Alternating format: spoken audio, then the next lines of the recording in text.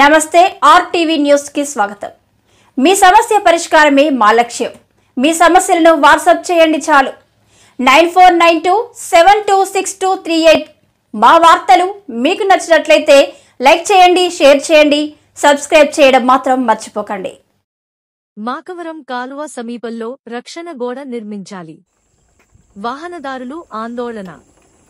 జాతీయ రహదారి నిర్మాణం పనుల్లో భాగంగా కొయ్యూరు మండలం పి మాకవరం కాలువ సమీపంలో నిర్మించిన రహదారికి రక్షణ కూడా నిర్మించకపోవడంతో ప్రయాణికులు తీవ్ర ఆందోళన వ్యక్తం చేస్తున్నారు। కృష్ణదేవిపేట నుండి వెళ్లే వాహనాలు ఏమాత్రం నిర్లక్ష్యంగా డ్రైవింగ్ చేసిన నేరుగా వాగులోకి దూసుకుపోయి పెను ప్రమాదం సంభవించే అవకాశం ఉందని పలువురు భావిస్తున్నారు।